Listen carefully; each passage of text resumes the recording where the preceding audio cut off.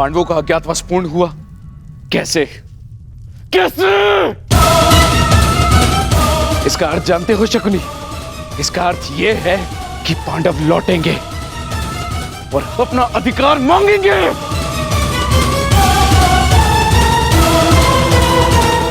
उनके मांगने से क्या होता है पिताश्री? मैं उन्हें अवसर नहीं दूंगा, कुछ नहीं मिलेगा उन्हें पिताश्री। मौन!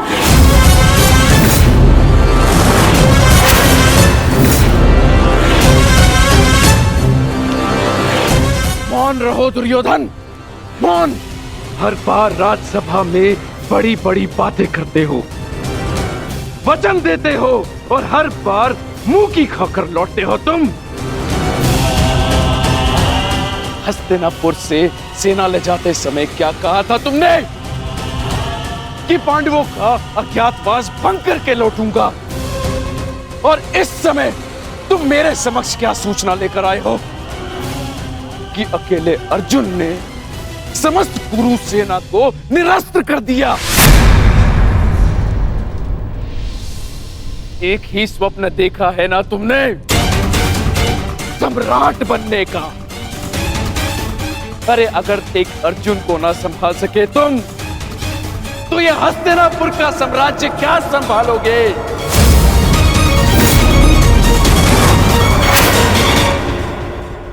महाराज की जय हो।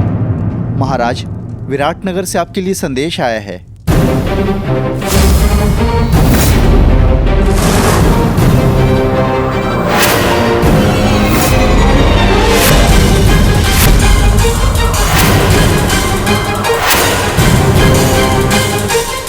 कृष्ण, विराटनगर से क्या संदेश आ सकता है? अवश्य उन पांडवों का ही संदेश होगा। युद्ध की चेतावनी भेजी होगी उन्होंने।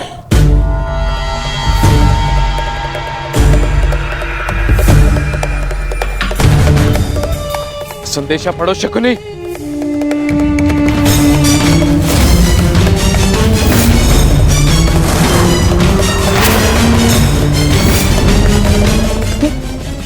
ये कैसे हो सकता है? क्या लिखा है इसमें मामाश्री? ये नहीं हो सकता दुर्योधन।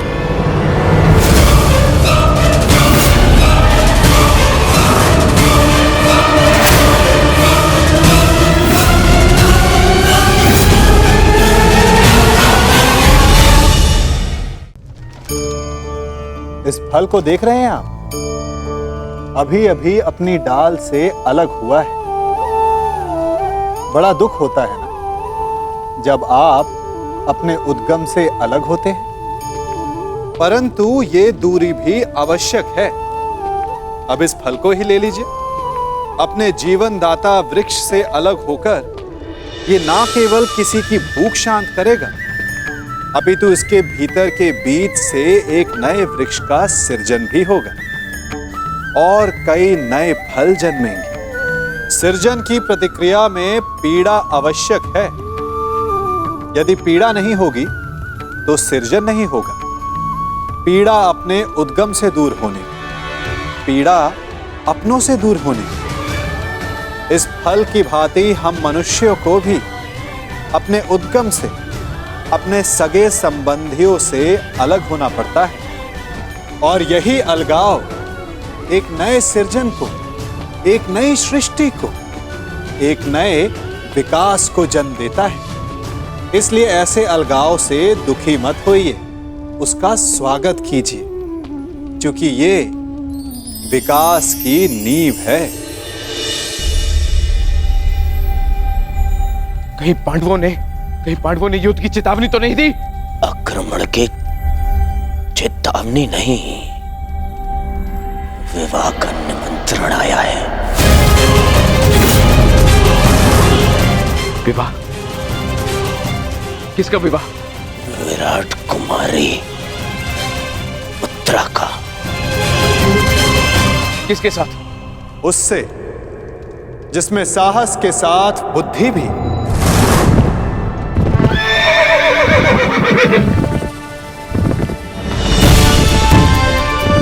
उसके हाथों में पर्वतों का बल है,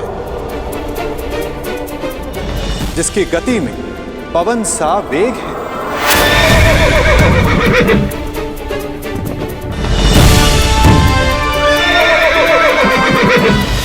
जिसके विषय में तुलना ही नहीं की जा सकती कि उसके बाणों की धार अधिक तीक्ष्ण है या उसका मस्तिष्क।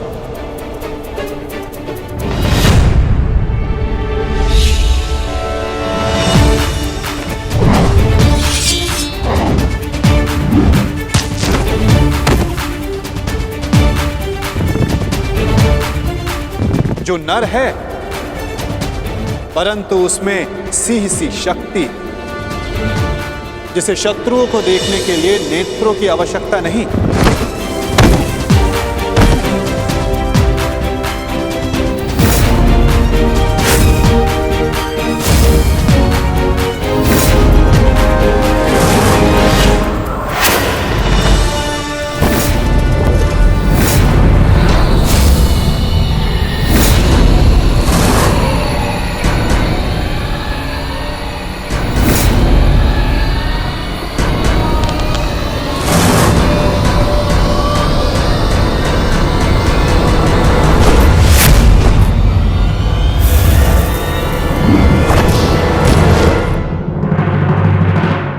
जिसकी शक्ति शेष नाग के समान है,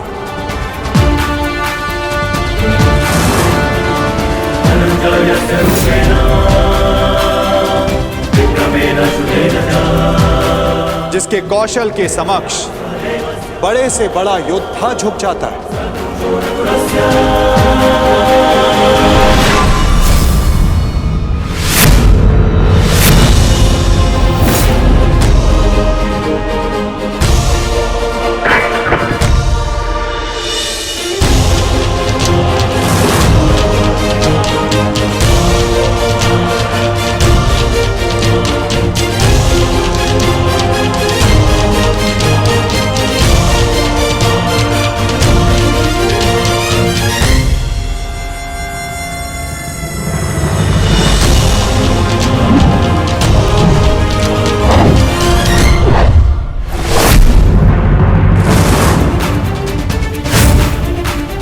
मित्रों का मित्र और शत्रुओं का शत्रु है, जो अपनों के मान के लिए अपने प्राणों को न्यौछावर कर दे, परंतु उसमें तनिक भी अभिमान नहीं।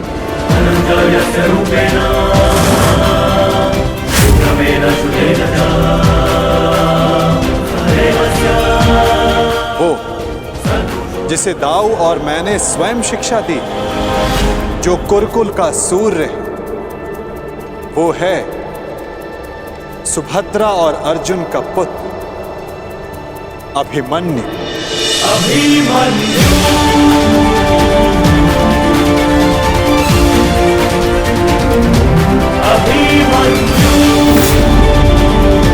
वो जितना शक्तिशाली है उतना ही विनम्र है।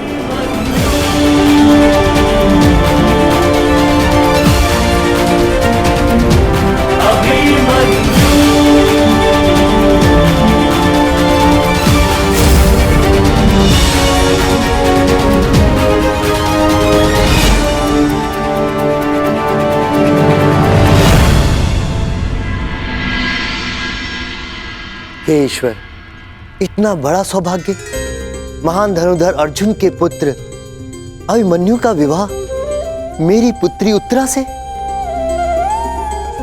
मैं धन्य हुआ वासुदेव। स्वप्न में भी नहीं सोचा था कि मैं महाशक्तिशाली पांडवों का समधी बनूंगा। आज मुझसे अधिक कोई सौभाग्यशाली नहीं।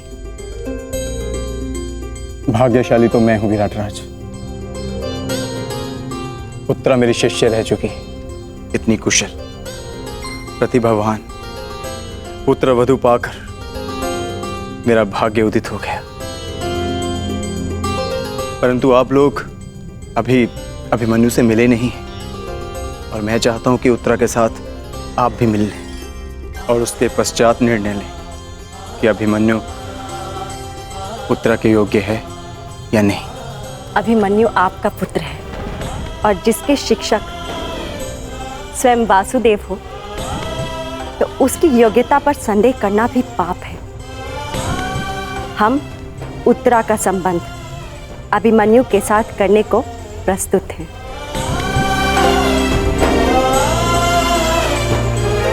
और आपका क्या निर्णय? बधाई हो विराट राज, अब आप पांडवों के समधी हुए।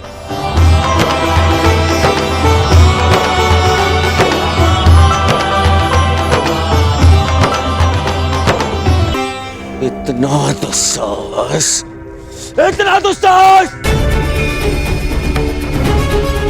पहले आओ दिया और अब उसमें नमक छिड़क रहे हैं। हम यहाँ युद्ध का आह्वान कर रहे हैं और वो ये विवाह का निमंत्रण भेज रहे हैं।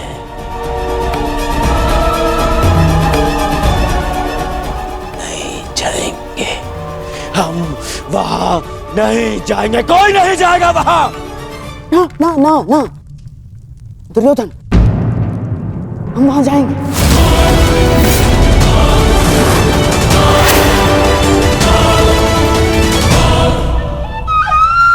महाराज, मेरा मत है कि हमें वहां जाना चाहिए।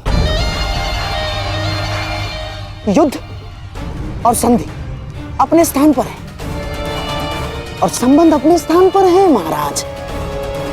कुरुवंश के अगली पीढ़ी का पहला विवाह है ये, और हमें निमंत्रण भी आया है। हमें जाना चाहिए महाराज। हाँ?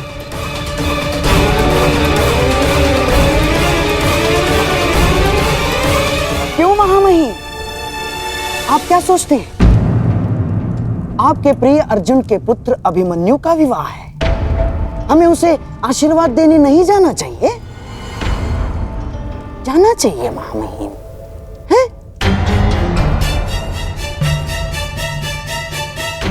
क्यों अंगराज, क्या एक पीढ़ी के बैर का दंड अगली पीढ़ी को देना क्या न्यायोचित है? बोलिए अंगराज। जिनसे युद्ध करना है उनका आतिथ्य ग्रहण करना उचित नहीं है। महाराज, यदि हम पांडवों के अतिथि बने तो वो ये संकेत देगा कि हम उनसे भयभीत हो गए हैं। ना ना ना ना ना ना, अपितु इस निमंत्रण को स्वीकार नहीं किया तो संदेश जाएगा कि हम उनसे भयभीत हैं। महाराज, युद्ध होगा तो होगा, परंतु परिवार से प्रेम का निमंत्रण आया तो हमें उसे स्वीकारना चाहिए महाराज।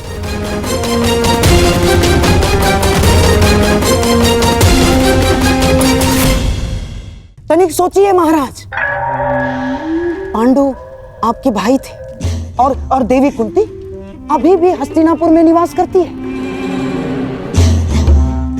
तो क्या हम उनसे अपने पौत्र के विवाह में सम्मिलित होने का अधिकार छीन सकते हैं महाराज? देवी कुंती के लिए हमें इस विवाह में अवश्य जाना होगा महाराज। प्रेम का प्रस्ताव आया है, उसे स्वीकार कर लेते हैं। यदि युद्ध की चुनौती आएगी तो उसे भी स्वीकार कर लेंगे। मैं जानता हूं महाराज, आपके मन में अभी इस समय क्या दुविधा चल रही है, परंतु हस्तिनापुर के सम्राट होने के नाते आपके भी कुछ उत्तरदायित्व हैं महाराज। आप समझ रहे हैं ना महाराज मैं क्या कह रहा हूं?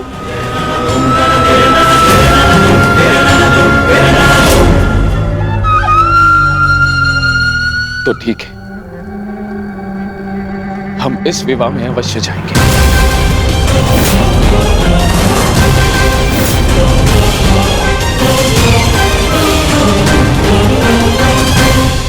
कौरव का निमंत्रण देने की क्या आवश्यकता थी वासुदेव? क्योंकि कौरव तुम्हारे संबंधी हैं विकोदर, और हमने निमंत्रण केवल कौरवों को नहीं हस्तिनापुर को भेजा है, जहां तुम्हारी माता है, पितामह है। इतने वर्षों के पश्चात भी भीम को अपने क्रोध पर नियंत्रण करना नहीं आया। मैं अपने अनुज की ओर से आपसे क्षमा चाहता हूं वासुदेव, परंतु मेरे भी मन में यही प्रश्न है कि कौरवों को निमंत्रण क्यों? और अब भी मेरा उत्तर वही रहेगा युधिष्ठिर, कि कौरव तुम्हारे संबंधी हैं। पूछने का कोई लाभ नहीं ज्येष्ठ। माधव को यदि नहीं बताना है तो वो नहीं बताएंगे, परंतु मुझे विश्वास है माधव ने जो भी निर्णय लिया होगा हमारे हित में ही लिया होगा, क्योंकि माधव की आंखें भविष्य देख सकती हैं। यदि विश्वास है पार्थ तो आगे बढ़ो, विवाह की तैयारी करो, क्योंकि समय कम है और कार्य अधिक शेष है।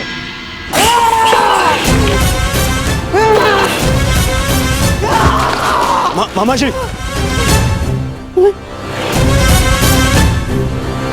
तुम्हें क्या लगता है ये निमंत्रण मैंने बड़े आनंद से स्वीकार किया है? ये लगता है तुम्हें?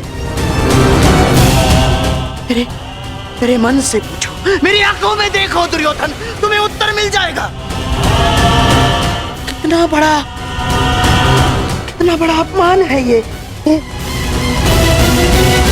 निमंत्रण मेरे लिए, ये निमंत्रण। परंतु यदि इतना बड़ा अपमान था मामाश्री, तो निमंत्रण स्वीकार क्यों किया मामाश्री? क्योंकि एक अपमान का उत्तर देने के लिए अपमान को स्वीकारना पड़ता है दुर्योधन। ये विवाह, ये संबंध, ये निमंत्रण मेरे लिए उस कृष्ण का प्रहार है दुर्योधन। प्रहार, बड़ा दुखदायी प्रहार है, और उस प्रहार का उत्तर देने मुझे जाना होगा दुर्योधन। और मैं जाऊंगा। तुम खड़े क्यों हो? तुम बैठो, मैं जाऊंगा। मैं जाऊंगा। मैं कुछ समझ नहीं पा रहा हूं मामाश्री। उस छलिए ने मुझे हरा दिया दुर्योधन। मैं हार गया। हमने दिग्विजय करके उन्हें मित्र विहीन कर दिया। द्वारका में महाबली बलराम के साथ संधि करके हमने उन्हें आशा विहीन कर दिया। परंतु उस छलिए ने एक ही क्षण में पांडवों को वो सब कुछ दे दिया जो हमने उनसे छीना था दुर्योधन। इस विवाह से उस वासुदेव ने उन पांडवों को राज्य, मित्र, आशा सब कुछ दे दिया। सब कुछ दे दिया दुर्योधन।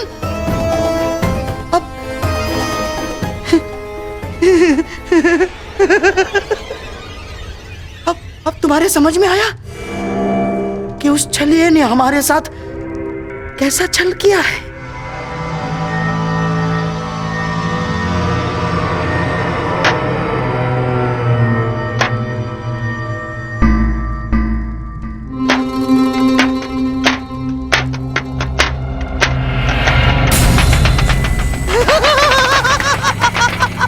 साम दाम दंड भेद युक्ति कपट छल कुचक्र षड्यंत्र, कुछ भी प्रयोग करके मैंने इस विवाह को अपशकुन न बनाया तो मेरा भी नाम शकुन ही नहीं।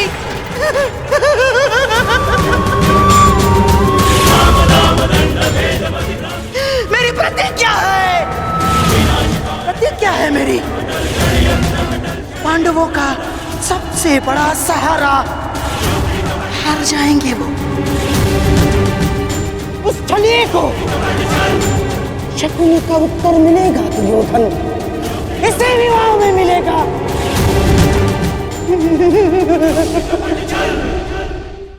13 वर्षों के वनवास ने न केवल तुम्हारे संयम और पराक्रम को धार दी है युधिष्ठिर, 13 वर्षों की इस अवधि में कठिन परिश्रम और परीक्षण के पश्चात तुम्हारी अगली पीढ़ी भी युद्ध कौशल में कुशल हो गई। अब तुम सबका वनवास पूर्ण हुआ।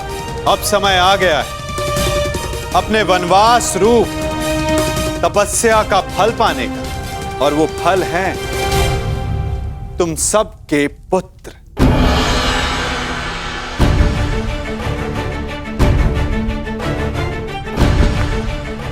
सर्वप्रथम प्रस्तुत है युधिष्ठिर पुत्र प्रतिविंध्य।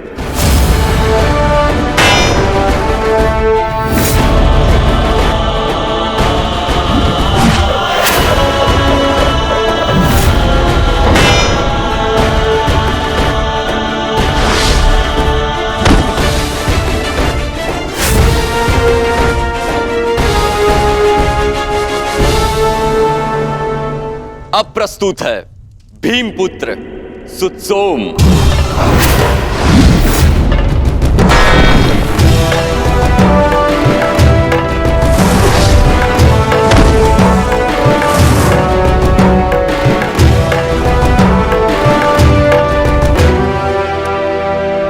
अगला शूर है गांडीवधारी अर्जुन का सुपुत्र शुद्धकर्म।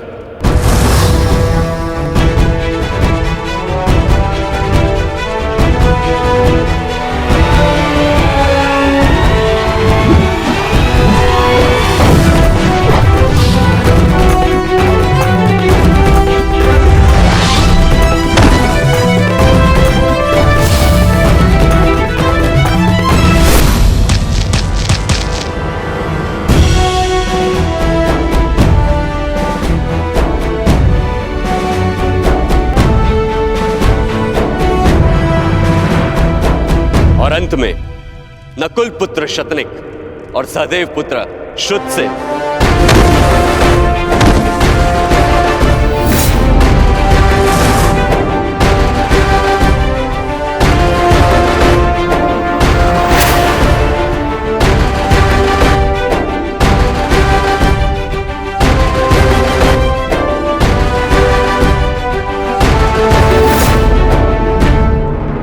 और अब प्रस्तुत होने जा रहा है वो योद्धा जिसने युधिष्ठिर का धर्म भी सीखा है, जिसमें भीम जैसा बल भी है, नकुल की एकाग्रता और सहदेव की चपलता, और धनुर्विद्या में अर्जुन जैसी निपुणता। वो है अर्जुन पुत्र महायोद्धा अभिमन्यु। कृष्णे गुणार्चिता पांडवेषु च ये अभिमन्यु दृश्यन्ते गुणसंचया अभिमन्यु।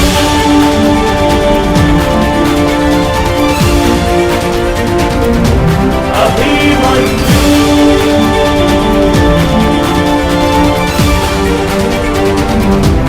अभिमन्यु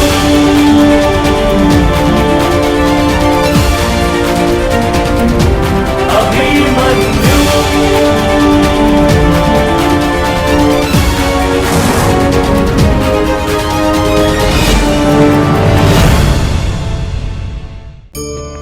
अपराध वो भावना है जिसके कारण संसार में सदा दुख ही व्याप्त रहता है।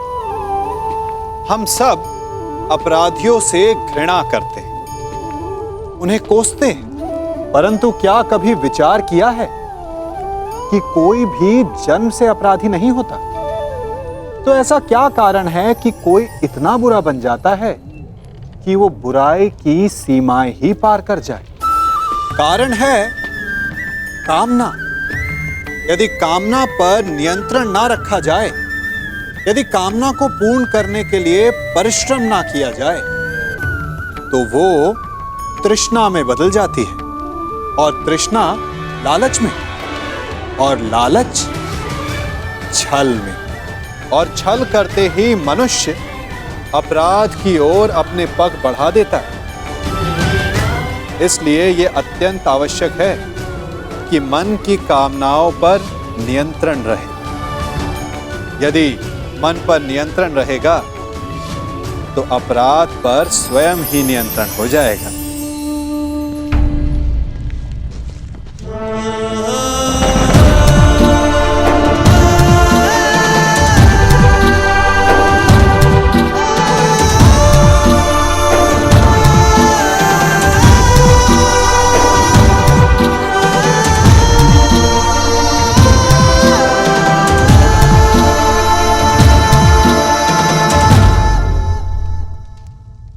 मामाश्री ने मेरे परिचय में एक बात कम कही माता, कि आप जैसा तेज भी है मुझ में। प्रणिपात।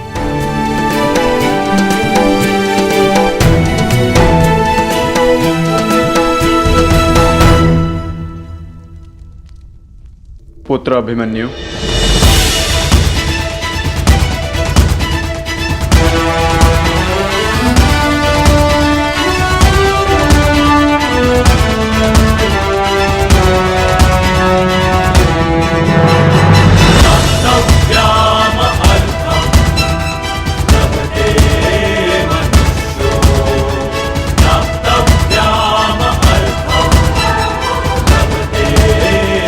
पिताश्री।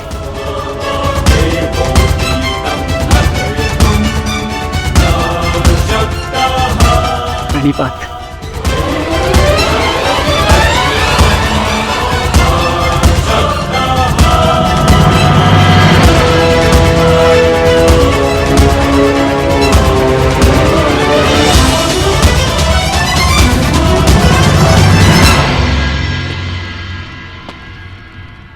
श्री बलराम, मुझे समझ में नहीं आता कि मैं आपका ऋण कैसे चुकाऊंगा।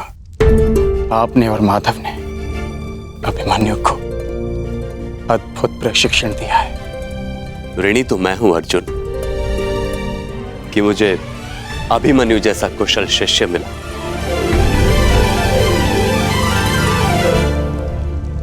आपका पुत्र साम कहाँ है सखा? उसे नहीं लाए साथ में? क्या वो हमसे नहीं मिलना चाहता? वो यहाँ आने के लिए उत्साहित था, परंतु एक विशेष कार्य आ जाने के कारण उसे भेजना पड़ा, इसलिए वो यहाँ नहीं आ पाया।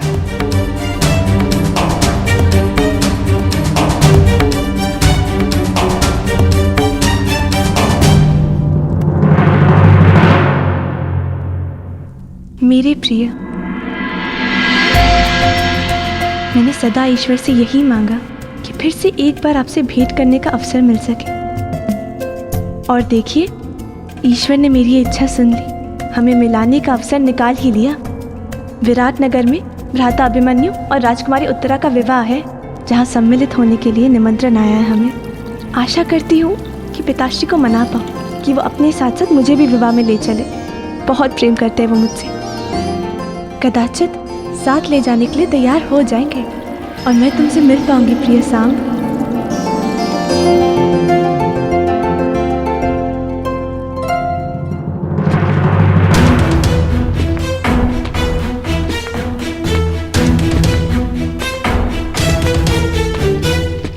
मैं हमेशा से चाहती थी कि मैं और तुम ऐसे ही किसी विवाह में मिले और साथ साथ स्वप्न देखे कि हमारा भी विवाह ऐसे ही जल्द से जल्द हो। समझे? मैं जानती हूँ कि आप इस विषय में गंभीर हैं। आप क्यों ना एक बार अपने पिता श्री वासुदेव कृष्ण से बात करें? मुझे विश्वास है वो अवश्य स्वीकारेंगे।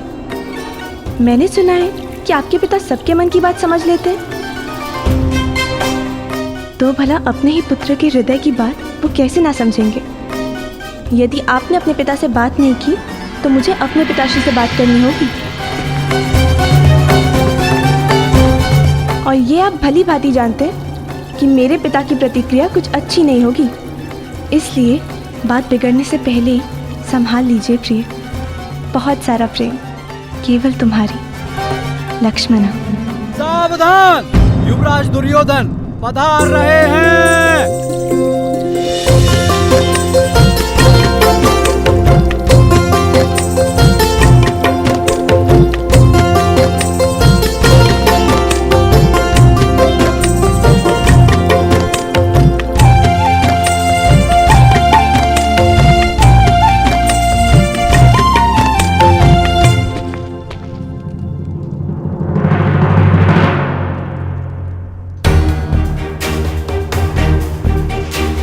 लक्ष्मणा, पिताश्री,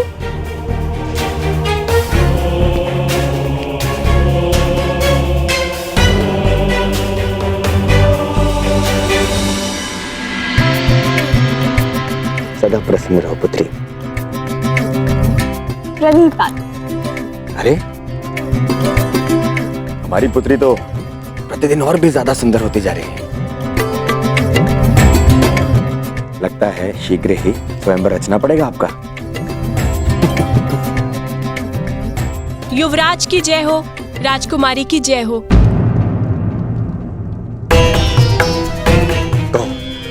वो युवराज, राजकुमारी पक्षियों को दाना भिजवाना चाहती थी, इसलिए मैं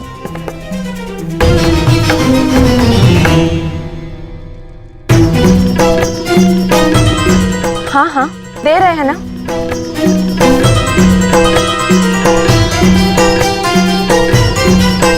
पुत्री, इन पक्षियों के साथ में खेलना कम कर दो।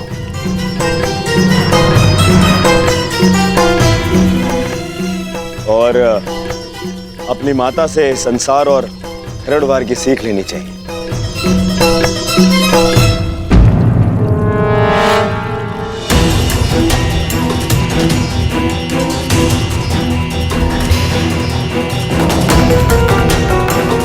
और श्रृंगार करना सीखो। आपकी विवाह की आयु आती जा रही है। आप भी ना पिताश्री। मैं किसी से विवाह नहीं करने वाली। मैं आपको छोड़कर कहीं नहीं जाऊंगी।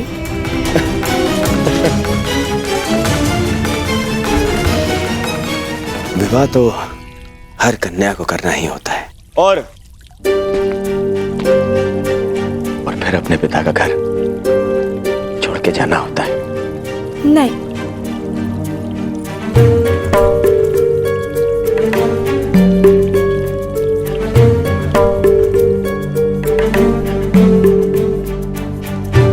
और मैं इतना मूर्ख भी नहीं हूं लक्ष्मण।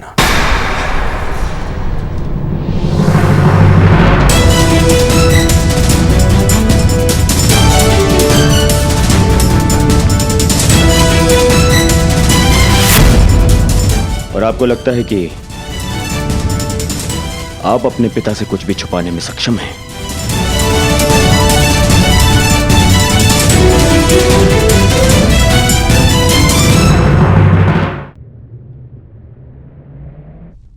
आप प्रतिदिन शाक और भात क्यों बनाती हैं माते? शाक भात मेरे करण का प्रिय है। उसे यहाँ आने का समय नहीं मिलता।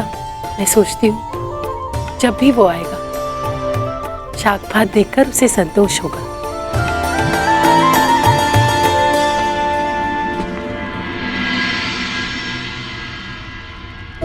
कर्ण,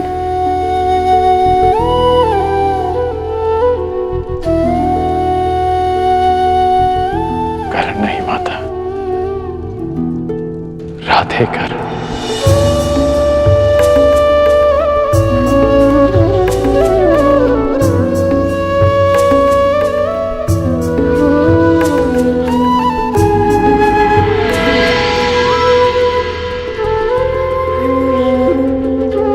कैसी हो सुप्रिया? जी ठीक हो। कितना स्मरण किया तुम्हें पुत्र, परंतु तुम्हें अपनी माता की याद ही नहीं आती। माता ऐसा मत कहो, बहुत याद आती है। आइए माता।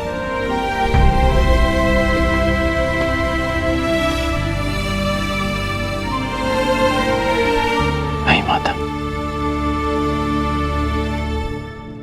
मुझे विराटनगर शीघ्र ही प्रस्थान करना होगा। आने में थोड़ा समय लग जाएगा, इसलिए सोचा जाते हुए आप सबसे मिलता जाऊं।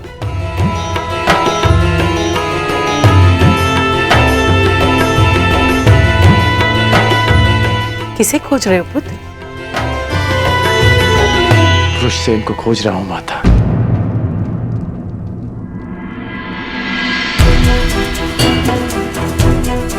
बहुत समय हो गया उससे मिले। बहुत बड़ा हो गया होगा ना मेरा पुत्र? हाँ पुत्र, परंतु वो कहीं बाहर गया है। ज्ञात होता कि तुम आने वाले हो, उसे कहीं जाने ही ना देते। अच्छा, बाहर क्या? माता, उसे आने में अधिक समय लग जाएगा क्या? कदाचित आज तुम उससे मिल नहीं पाओगे। नहीं माता, मुझे उससे मिलना है। पिछली बार भी विराट युद्ध से पहले जब मैं यहाँ आया था तो उससे नहीं मिल पाया था माता, परंतु इस बार मैं उससे अवश्य मिलूंगा। ठीक है, मैं अपने पुत्र की यही प्रतीक्षा करता हूं। अन्यथा यदि आपको पता है कि वो कहां गया है तो आप मुझे बता दीजिए, मैं वहीं जाके उससे मिल लूंगा।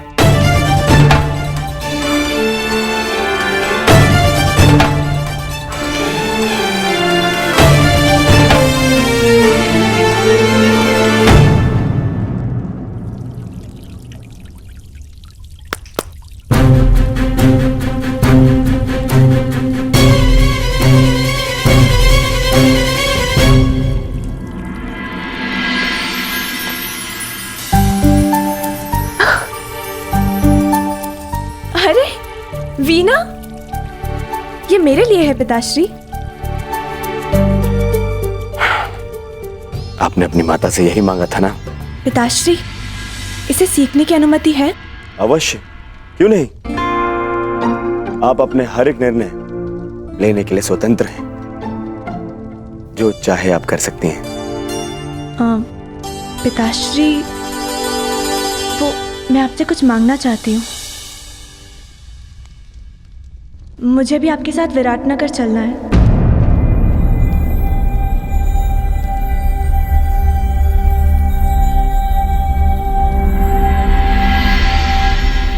प्रश्न ही नहीं उठता लक्ष्मणा।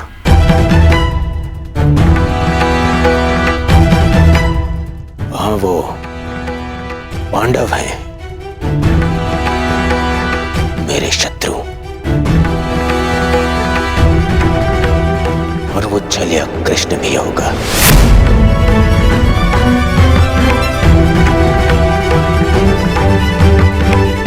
जो सदा मेरे सामने कठिनाइयां उत्पन्न करता रहता है।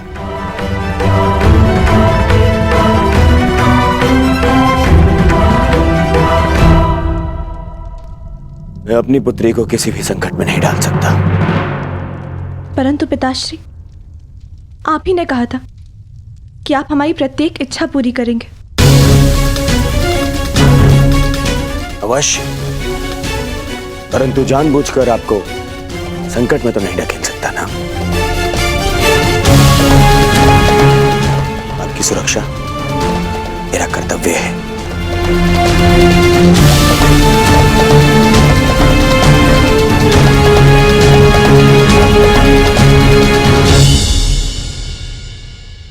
क्या मैं आपसे कुछ पूछ सकती हूँ पिताश्री? निसंदेह, पूछिए, क्या पूछना है? लक्ष्मणा, क्या जानना है आपको?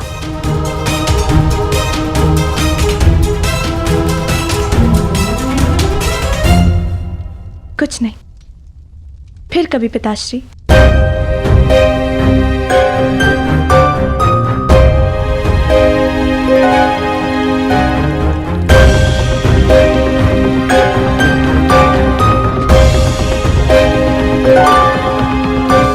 समझ नहीं आ रहा है आपको शाम के बारे में कैसे बताऊं, परंतु कदाचित अभी समय नहीं आया है।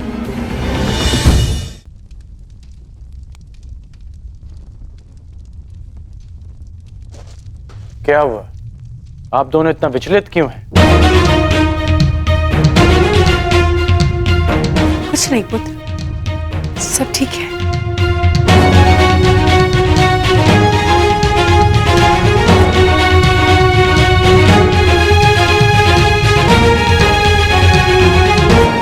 ऐसा प्रतीत हो रहा है माता कि आप मुझसे कुछ छुपा रही हैं। माता, वृषसेन कहाँ है? आप मौन क्यों हैं माता? सुप्रिया, हमारा पुत्र कहाँ है, बताओ। जी, वो शिव मंदिर गए। कुछ पंडित आए थे तीर्थ के लिए, उन्हें मार्ग दिखाने गया है। बस इतनी सी बात है। आप मुझे बता क्यों नहीं रही थी? ठीक है, मैं उसे वहीं ढूंढ लूंगा। करण पुत्र, वहां बहुत भीड़ होगी। कोई विवाह का आयोजन चल रहा है। उस भीड़ में कहां ढूंढोगे? तुम्हें विराटनगर के लिए विलंब हो रहा होगा। अगली बार मिल लेना। नहीं माता,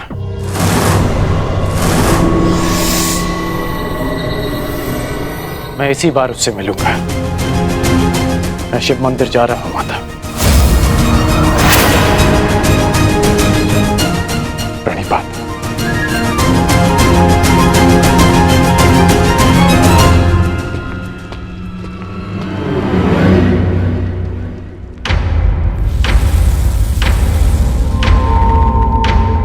आवश्यकता पड़ने पर आप और आपकी सेना हस्तिनापुर की सहायता अवश्य करेंगे। स्वीकार है। वासुदेव, हमें बलराम ने समर्थन देने का वचन दिया था, और तुमने उन पांडवों को समर्थन देके सब कुछ बिखेर दिया। वासुदेव, कैसे कैसे तुम्हें अपने मार्ग से हटाओ? कैसे तुम्हें पराभूत करो? कैसे तुम्हारा अंत करो? वासुदेव, कैसे कैसे करो?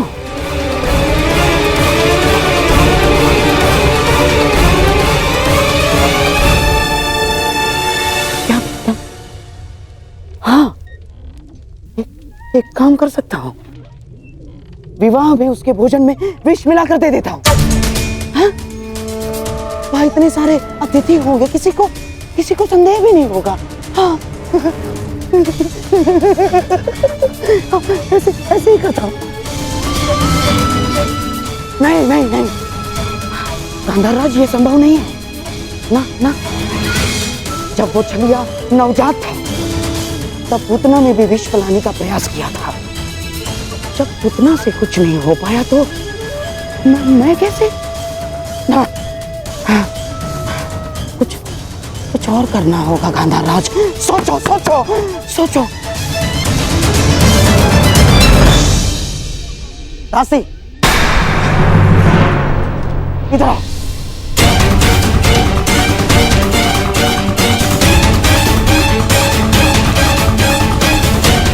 सुना नहीं तुमने? जाओ, मेरे लिए मदिरा का प्रबंध करो। जाओ।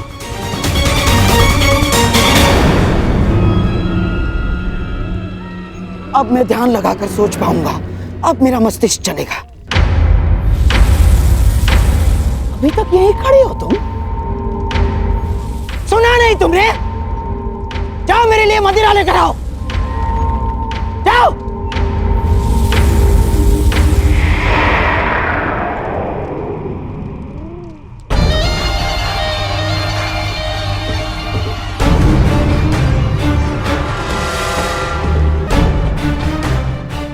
करूं उस वासुदेव का अंत?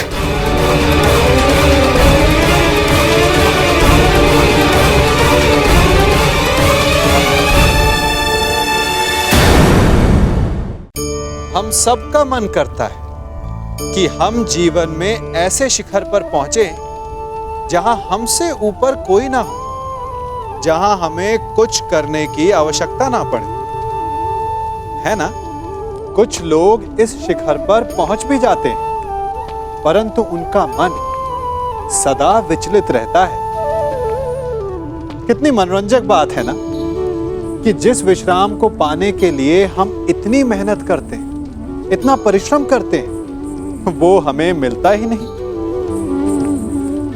कारण स्वयं सोचिए, वन का राजा होने के पश्चात भी सिंह को अखेट के लिए परिश्रम क्यों करना पड़ता है? सोचिए।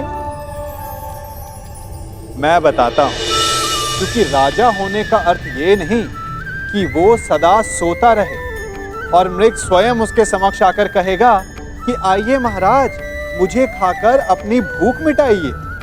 तो समझ लीजिए कार्य आपके परिश्रम से संपन्न होते हैं, केवल कामना से नहीं। यदि आप नीचे हैं तो सदा स्मरण रखें कि आपका परिश्रम ही आपको ऊंचाइयों पर ले जाएगा, और यदि आप ऊंचाई पर हैं तो वहां पर भी रहने के लिए आपको निरंतर परिश्रम करते रहना होगा। अर्थात परिश्रम से मुक्ति नहीं है, क्योंकि परिश्रम ही जीवन है। कैसे करूं उस वासुदेव का अंत? कैसे?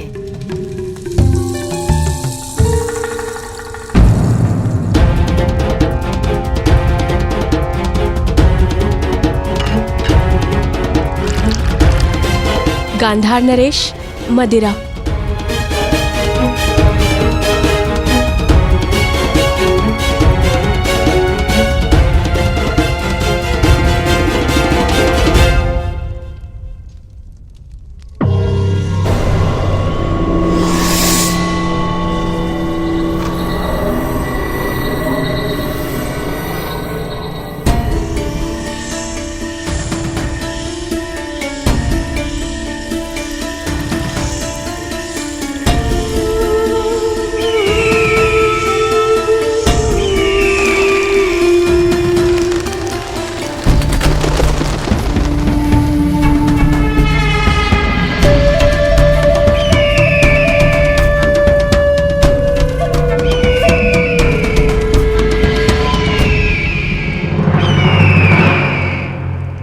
किसी प्रकार मैं इस वासुदेव का अंत कर दूं तो पांडव निसहाय हो जाएंगे, और फिर मेरे प्यारे सम्राट दुर्योधन के विरुद्ध खड़े होने का साहस किसी में नहीं होगा, किसी में नहीं।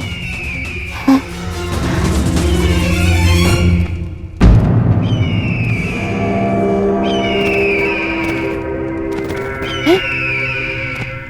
ये तो कोई संदेश है। कौन भेज रहा है और किसे?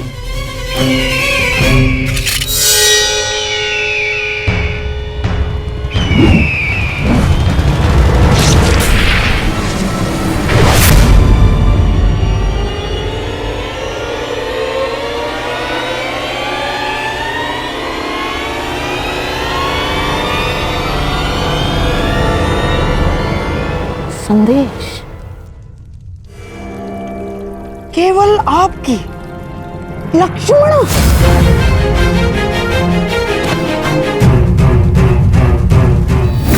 क्या है ये? क्या है ये? तुम्हें ज्ञात भी है तुम क्या करने जा रही थी? हैं? कृष्ण का पुत्र सांब और दुर्योधन की पुत्री लक्ष्मणा। असंभव है ये, असंभव है ये, तुम्हारा दोनों का साथ असंभव है। तुम्हें याद भी है इसका परिणाम क्या होगा बच्चे? हैं?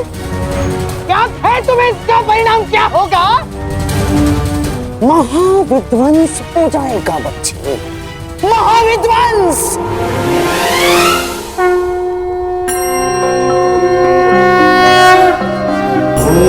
त्र्यंबकं यजामहे सुगंधिं पुष्टिवर्धनम्। महोदय जी, यहाँ तो विवाह का आयोजन था ना, क्या वो समाप्त हो गया? कैसा विवाह भद्र? यहाँ तो कोई विवाह का आयोजन नहीं चल रहा है। कदाचित आप भिन्न स्थान पर आ गए हैं। अर्थात माता और सुप्रिया मुझसे झूठ कह रहे थे, परंतु क्यों?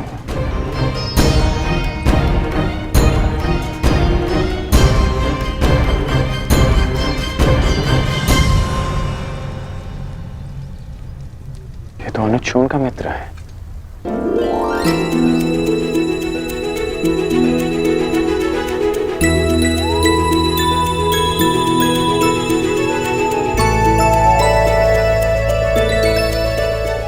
बहुत वर्षों बाद तुमसे भेंट हुई।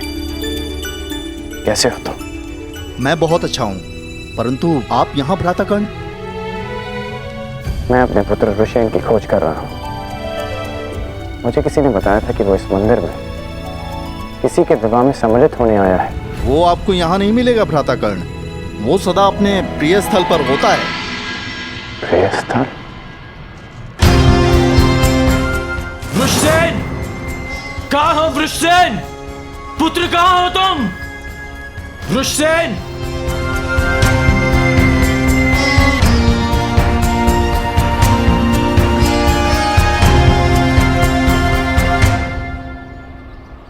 हमें क्षमा कर दीजिए महोदय, क्षमा कर दीजिए।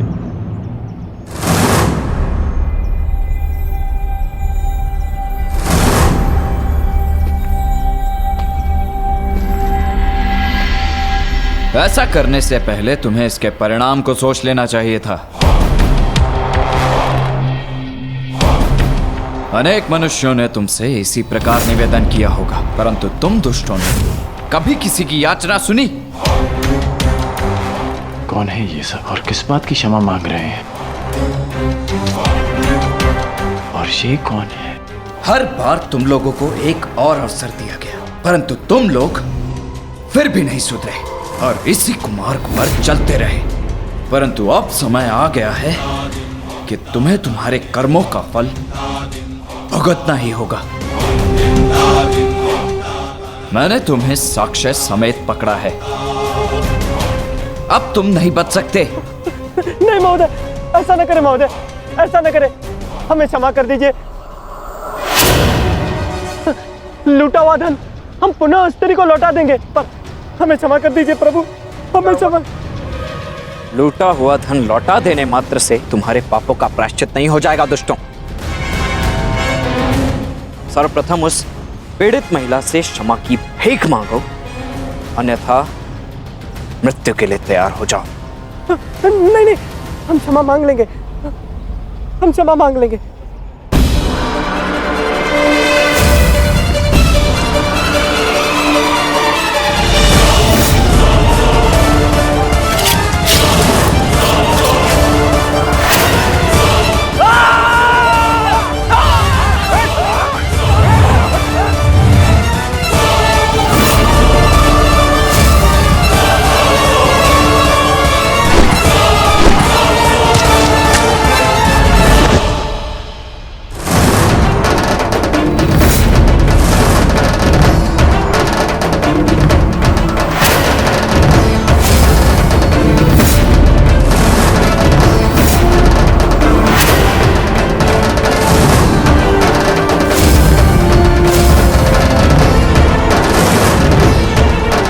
वृषसेन,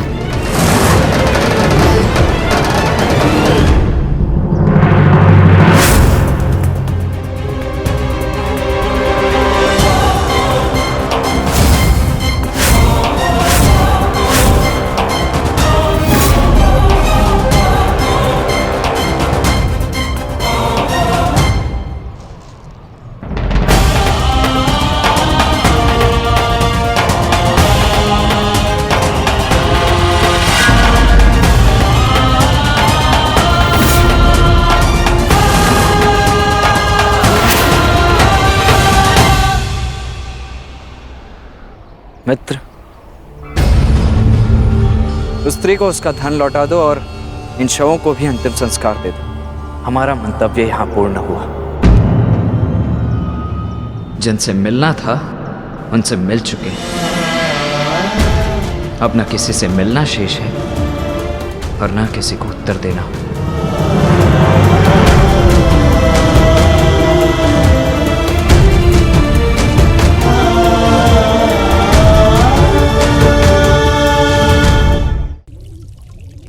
कब से चल रहा है ये प्रकरण और कब से अपने परिवार के साथ विश्वासघात कर रही हो तुम? अब इस बात से मुझे दुर्योधन को अवगत कराना पड़ेगा। अब वो ही तुम्हारे इस दुस्साहस का निर्णय लेगा। रो लो तुम। नहीं मामा श्री, रुक जाइए। रो लो तुम, रो लो। ऐसा ना करिए मामा श्री, कृपया करके पिताश्री को कुछ ना बताइए, हम आपसे विनती करते हैं।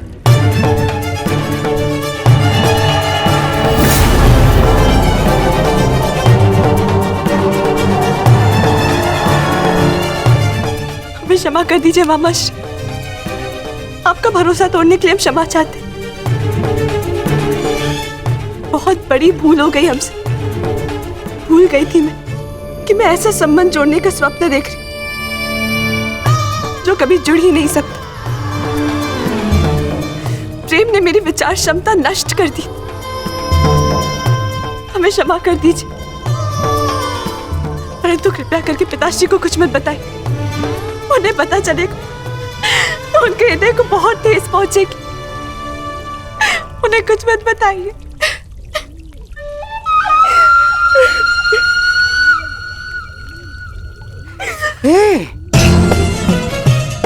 अच्छी ना, तुम आओ आओ, क्या बैठो। रोना लक्ष्मणा, देखो मुझे क्रोध तो आया था मुझे क्रोध, परंतु तुम्हारे अश्रुओं ने मुझसे कह दिया कि तुम सांब से अत्याधिक प्रेम करती हो। हाँ ठीक है, अब मुझे ही कोई मार्ग ढूंढना पड़ेगा इससे बाहर निकलने का।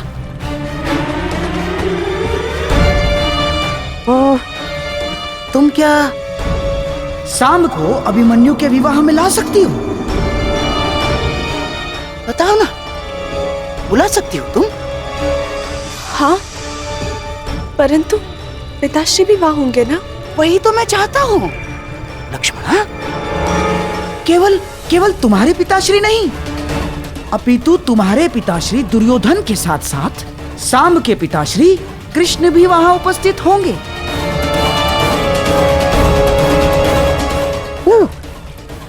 अर्थात तुम्हारे विवाह के विषय में कुछ प्रस्ताव उपस्थित करने के लिए दोनों के पिताश्री वहां होना आवश्यक है कि नहीं?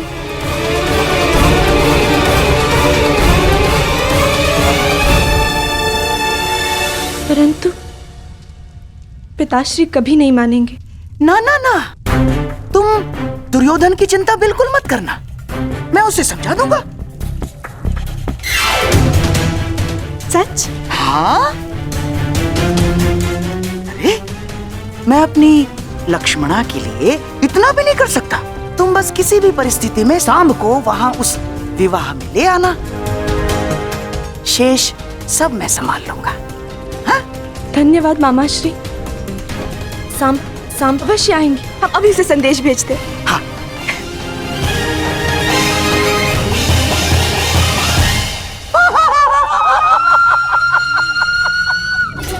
चलिए कृष्ण, अब आएगा आनंद।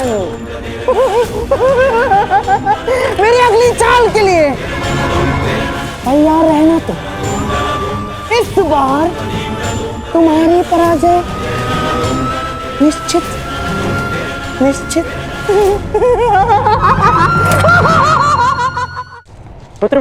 पुत्र मैं हूँ, मैं तुम्हारा पिता। तुमने मुझे पहचाना नहीं, परंतु मैंने तुम्हें देखते ही पहचान लिया। तुम्हें मालूम, बचपन में मैं बिल्कुल तुम्हारे जैसा दिखता था। हाँ,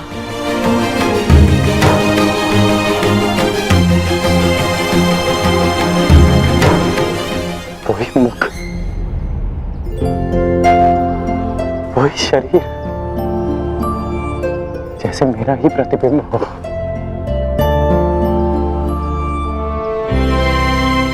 तुम बिल्कुल मुझ पर गए हो पुत्र। मुझे ज्ञात है कि आप मेरे पिता हैं, परंतु इस पिता और पुत्र के संबंध का आपके लिए महत्व ही क्या है? मेरी बात सुनो पुत्र, इस बात का क्या तात्पर्य है पुत्र? यही कि सदा आपने अपने परिवार से अधिक महत्व अपने लक्ष्यों को दिया। आपके लिए वो महत्व नहीं रखते थे जिन्होंने आपसे प्रेम किया। आपके लिए वो महत्व रखते रहे जिन्होंने आप पर उपकार किया या जिन्हें आपने वचन दिया। परंतु मेरे लिए सबसे अधिक महत्वपूर्ण मेरा परिवार है। सबसे अधिक महत्व मेरे अपनों का है। मेरी बात सुनो पुत्र। पुत्र मेरी बात सुनो, इतना रुष्ट हो अपने पिता से। जब मेरी आयु में पहुंचोगे तब जानोगे कि मनुष्य के लिए उसका कर्तव्य कितना महत्वपूर्ण होता है। मैं यहाँ केवल तुमसे मिलने आया हूं। अपना मुख मत फेरो मुझसे। इतने वर्षों पश्चात मैं तुमसे मिल रहा हूं और तुम्हें लगता है इस अवसर का कोई महत्व नहीं मेरे लिए? रुष्टसेन, क्या हो गया तुम्हें? तुम मेरी बात सुन क्यों नहीं रहे हो? मुझे तुमसे ये आशा नहीं थी। तो और क्या आशा थी मुझसे, मेरे पूज्य पिताश्री, कि कैसा व्यवहार करूंगा? वैसा ही व्यवहार करूंगा जैसा वो पुत्र करते हैं जिनके पिता उनसे वर्षों के पश्चात मिलते। आपका स्वागत करूंगा, आपको आलिंगनबद्ध करके अश्रु बहाऊंगा। आपने कभी सोचा कि वर्षों के पश्चात जब आप अपने परिवार के पास लौटोगे तो सब आपकी व्याकुलता से प्रतीक्षा कर रहे होंगे? कदाचित शेष ने ऐसा किया हो, परंतु मैं भिन्न हूं। आपकी भांति मैं अपने परिवार को उनके हाल पर नहीं छोड़ सकता। मेरे लिए सबसे अधिक महत्व मेरे परिवार का है। मेरे लिए भी, परंतु मेरे लिए मेरा धर्म, मेरा कर्म, मेरा कर्तव्य भी उतना ही महत्वपूर्ण है।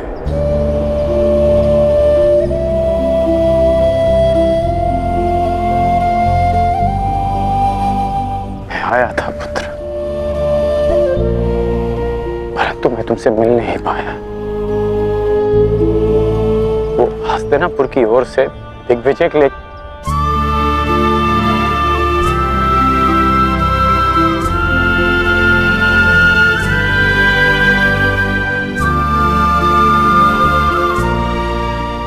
तुम ही बता। यदि मनुष्य केवल अपने लिए जिएगा, अपने ही सुख के बारे में सोचेगा, तो क्या हमारी आने वाली पीढ़ी का धर्म से विश्वास नहीं उठ जाएगा?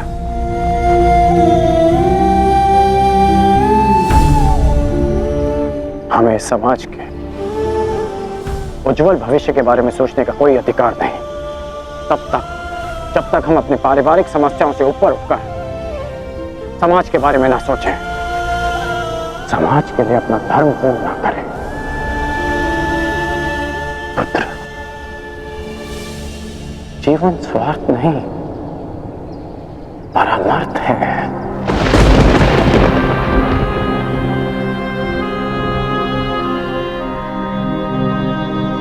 मैंने जो कुछ भी किया उसका मुझे कोई पश्चाताप नहीं, कोई ग्लानि नहीं, क्योंकि मैं स्वयं के लिए नहीं समाज के लिए जिया हूं, लोगों के हित के लिए लड़ा हूं। मैंने जीवन भर परिवर्तन के लिए संघर्ष किया। जानते हो क्यों? क्योंकि जब भी मैंने ऐसा किया तो मैंने लोगों की आंखों में आशा की किरण देखी। संसार में परिवर्तन लाने से पूर्व हमें स्वयं में परिवर्तन लाना चाहिए। इसलिए मैंने ये सब किया पुत्र। और यदि मैं ऐसा नहीं करता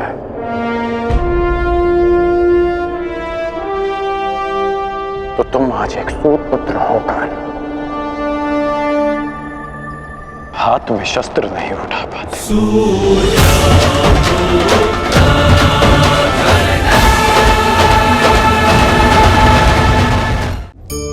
सबसे अधिक महत्वपूर्ण क्या है? जीवन या जो जीवन में पाया, यात्रा या यात्रा पूर्ण करने के बाद पाया गया लक्ष्य, कर्म या उसके फल? बहुत ही महत्वपूर्ण परंतु विकट प्रश्न है ना? परंतु तनिक धीरज से सोचेंगे तो इसका उत्तर अधिक कठिन नहीं है। यदि जीवन यात्रा है तो उसका लक्ष्य क्या होना चाहिए? स्वयं सोचिए। मान, संतान, धन? नहीं ना। अंतिम लक्ष्य है परम आनंद, और ये अचानक से नहीं मिलता। इसे पाने का केवल एक ही उपाय, और वही आपका कर्म, वही आपकी यात्रा भी, और वही आपका प्रारब्ध भी है। और आपको कौन बताता है कि आपके लिए सही क्या है? वो है आपका मन, जो मस्तिष्क की भांति हानि और लाभ नहीं सोचता, जो आपको ये बताता है कि शुभ किसमें, संसार का कल्याण किसमें, आनंद किसमें।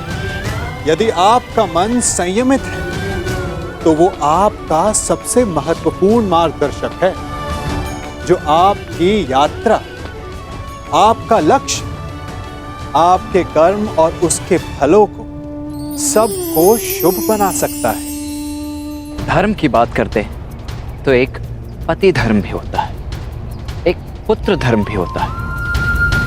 यदि कर्तव्य की बात करते हैं ना, तो अपने परिवार और पुत्र के लिए भी मनुष्य का कर्तव्य होता है।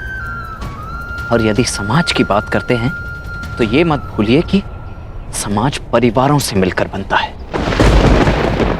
आप जिसे परमार्थ कह रहे हैं वो आपका परम स्वार्थ है, और कदाचित मेरा स्वार्थ मेरा परमार्थ। आप अपना धर्म निभाइए और मैं अपने संबंध निभाता हूं।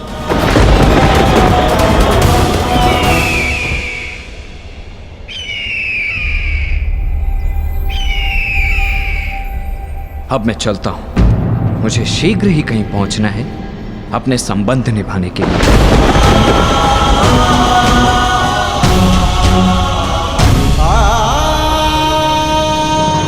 नहीं मामाश्री, मैं कह चुका हूं, लक्ष्मणा विराटनगर नहीं जाएगी, बस। अपनी शत्रुता के कारण अपनी बच्ची का मन तोड़ना कहाँ का न्याय है दुर्योधन? हमारी बच्ची लक्ष्मणा को हमारे साथ ले जाना उचित होगा दुर्योधन। अरे कदाचित आप भूल रहे हैं मामाश्री कि विराटनगर हमारा मित्र नहीं शत्रु राज्य है। कोई अनहोनी हो गई तो, युद्ध छिड़ गया तो? मैं कुछ नहीं भूला हूं दुर्योधन, परंतु समझो बात को, ये निमंत्रण युद्ध का नहीं, विवाह समारोह का निमंत्रण है। उस अभिमन्यु का विवाह समारोह है। और दुर्योधन, हमारी नई पीढ़ी का पहला विवाह है, उसमें हमारी बच्ची को ले जाना अनुचित नहीं है। अरे मामाश्री, क्षमा कीजिए मुझे, परंतु ये मुझे स्वीकार नहीं है। मैं अपनी पुत्री को संकट में नहीं डालूंगा, बस। दुर्योधन, देखो, ये मत भूलो कि ये आमंत्रण पांडवों की ओर से आया है, अर्थात पांडव शांति बनाए रखने के लिए कुछ भी कर सकते हैं, कुछ भी, जिससे किसी पर भी कोई भी संकट आए। मामाश्री बस, अब मुझे और कुछ नहीं सुनना है। ठीक है, जैसा तुम उचित समझो। रुकिए मामाश्री, क्या चल रहा है आपके मस्तिष्क में?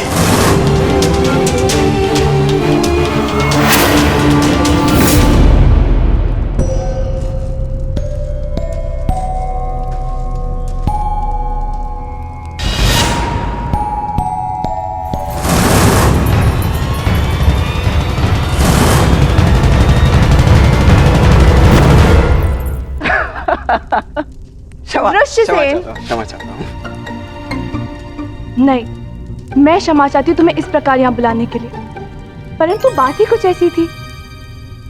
वो, मैं एक विवाह में जा रही हूँ और मैं चाहती हूँ कि शाम भी वहाँ उपस्थित हो, और उसे केवल तुम ही वहाँ ला सकते हो, तो तुम्हारी बात अवश्य मानेंगे। अच्छा, तुम्हारे कहने का तात्पर्य है कि वो तुमसे अधिक मेरी बात मानेगा। वृषसेन, ये परिहास का समय नहीं है, मेरी जान पर लगी है। अब मैं स्वयं जाके तो उन्हें वहां से आने को नहीं बोल सकती ना, क्योंकि मैं जानती हूँ कि वो नहीं आएंगे। परंतु इस बार उनका वहां आना अति आवश्यक है। और तुम मेरे मित्र होके ऐसे उपहास कर रहे हो। अरे अरे ठीक है, यदि इतना ही आवश्यक है तो मैं स्वयं जाकर कुमार साम को लेकर उपस्थित हो जाऊंगा। कहाँ है विवाह? विराटनगर में। वहां तो कुमार अभिमन्यु के विवाह का आयोजन चल रहा है ना, अर्थात तुम उस विवाह में। प्रश्न ये नहीं है कि लक्ष्मणा विराटनगर जाए या ना जाए, प्रश्न ये है कि आप उसे वहां ले जाने का हट क्यों कर रहे हैं? क्यों मामा श्री? ऐसा कुछ नहीं है दुर्योधन।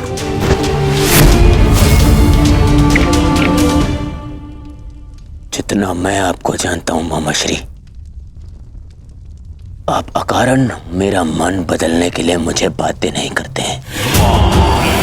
कुछ तो योजना आपके अंतर मन में है मामा श्री।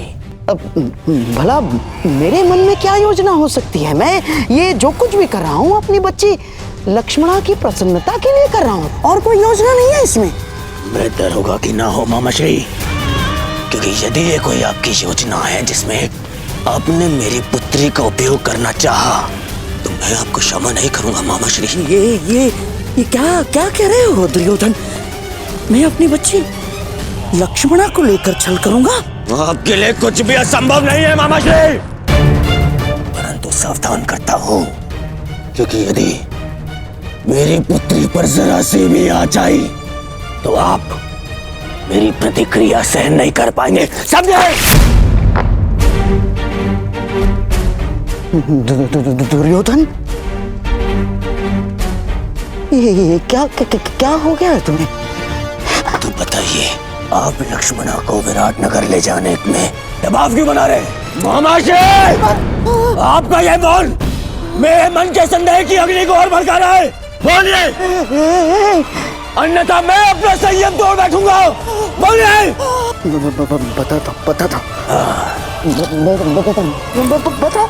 बताता हूँ। भूल जाओ लक्ष्मणा, ये संभव नहीं। तुम अपना ये संदेश किसी और के हाथों पहुंचा दो, मैं ये नहीं कर सकता। परंतु क्यों? लक्ष्मणा, वहां कौरव और पांडव सभी उपस्थित होंगे और मैं नहीं चाहता कि तुम्हारा सामना तुम्हारे पिता से हो। यही ना? ऋष्यसेन, मैं जानती हूँ कि तुम और सांब अपने पिता के समक्ष नहीं जाना चाहते, परंतु ये मेरे और सांब के जीवन का प्रश्न है। मित्र होने सहायता नहीं करोगे? ऋषसेन, मैं तुमसे विनती करती हूँ, केवल एक बार उनसे बात तो करके देखो। वहां कुछ ऐसा होने वाला है जो हमारे जीवन को एक नई दिशा देगा। ठीक है, मैं उससे बात करने का प्रयास करूंगा, परंतु वो मानेगा या नहीं ये मैं नहीं कह सकता। तुम प्रयास तो करके देखो, सब ठीक होगा। मुझे अपने मित्र पे पूरा भरोसा है। लक्ष्मणा के विषय में क्या कहना है आपको? लक्ष्मणा के विषय में नहीं, लक्ष्मणा के विवाह के विषय में। लक्ष्मणा का विवाह? हाँ दुर्योधन। अब तो मेरी बात ध्यान से सुनना दुर्योधन। अब मैं तुम्हें बताता हूँ कि मेरे मस्तिष्क में क्या चल रहा है। हाँ।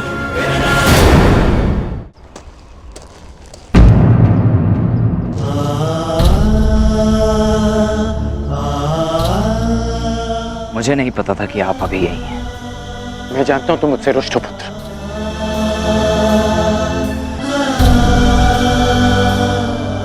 अब समझ में आ रहा है मुझे कि माता और सुप्रिया मुझे तुमसे मिलने से क्यों रोक रहे थे।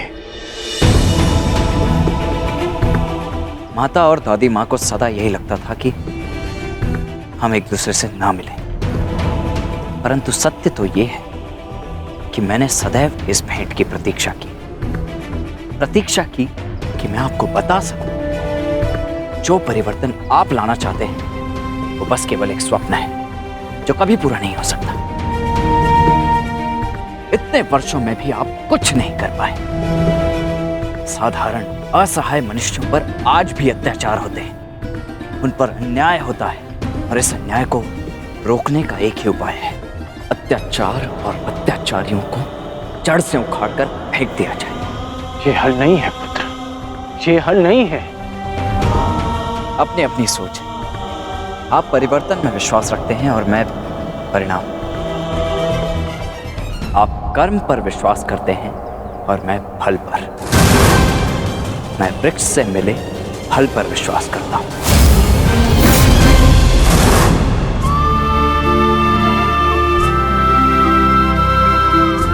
मैं जानता हूं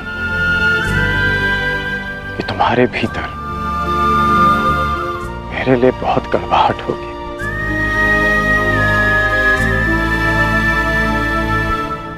परंतु मुझे विश्वास है कि एक दिन तुम मेरा बलिदान अवश्य समझोगे। मैं उस समय की प्रतीक्षा करूंगा।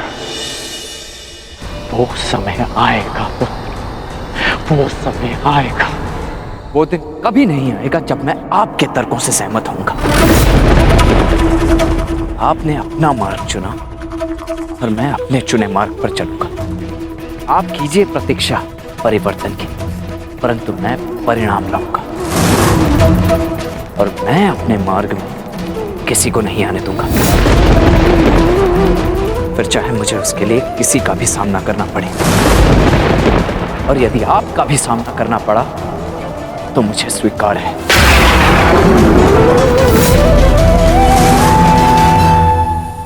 आपने अपना तर्क सामने रख दिया और मैंने अपना पक्ष आपको समझा दिया।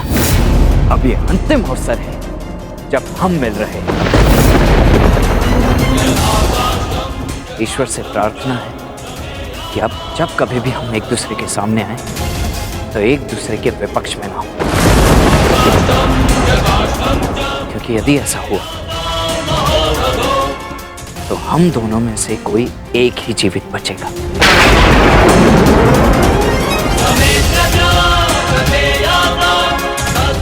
और दोनों ही पक्षों में हानि माता की ही होगी, रोना उन्हें ही पड़ेगा। इसलिए प्रार्थना है कि आगे से मेरे मार्ग में ना आए।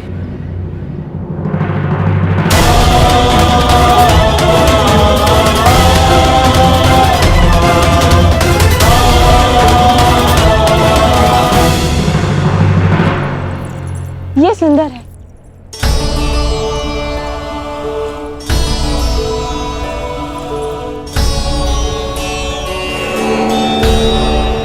अति सुंदर पुत्री, वस्त्र चयन में बहुत ही प्रवीण हो गए हो लक्ष्मणा। एकांत। नहीं मामाश्री, प्रवीण तो आप हैं मनाने में। हैं? मुझे तो विश्वास ही नहीं हो रहा कि ये चमत्कार कैसे हुआ। पिताश्री को कैसे मनाया? विश्वास के कारण, क्योंकि शकुनी हमेशा अपने दिए वचन पूर्ण करता है। तुम्हें भी मुझ पर विश्वास करना सीखना होगा लक्ष्मणा। मुझे आप पर पूरा विश्वास है मामाश्री। तो क्या तुमने वो किया जो मैंने तुमसे करने को कहा था? क्या संभ विवाह में आएगा? जी मामाश्री, वो विवाह में अवश्य आएंगे। बहुत अच्छे बच्ची, जाओ अपने मधुर मिलन की तैयारियां करो। जाओ।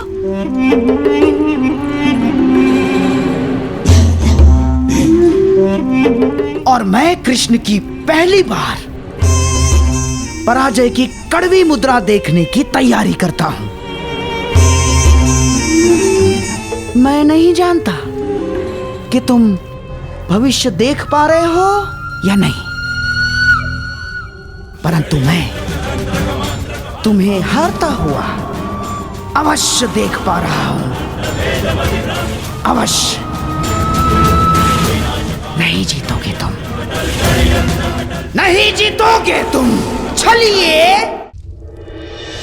समझ नहीं आता ऐसा क्या है इस मोरपंख में कि सब इसे देखते ही अपना शीश झुका देते हैं। क्यों इसे देखते ही सबके मन में भक्ति उमड़ पड़ती है।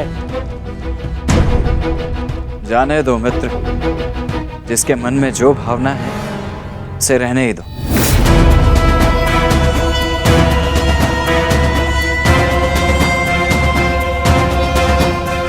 परंतु मुझे ये भक्ति नहीं लगती, ये भय है, भय जो इस मुकुटधारी के पाखंड से उपजा है। लोग इससे प्रसन्न इसीलिए है क्योंकि वो उन्हें मनचाहा देते हैं। कम से कम वो ये कार्य तो उचित ही करते हैं मित्र। परायों को महत्व देते हैं, अपनों को नहीं।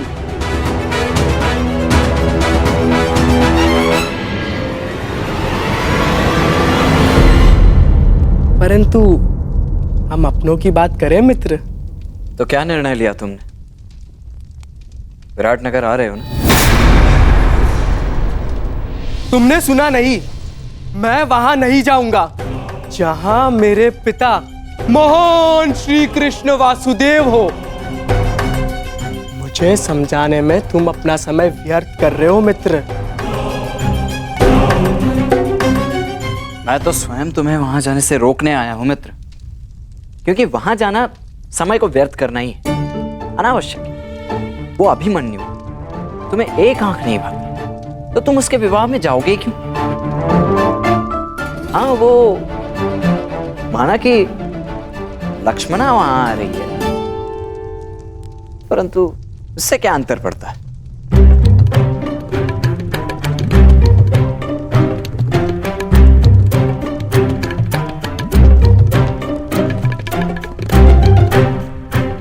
वहां आ रही है और वो चाहती है कि मैं भी वहां आऊं, है ना? और तुम मुझे वहां जाने से रोक रहे हो। मैं तो केवल अपने मुख पर आई मुस्कुराहट को रोक रहा हूं मित्र।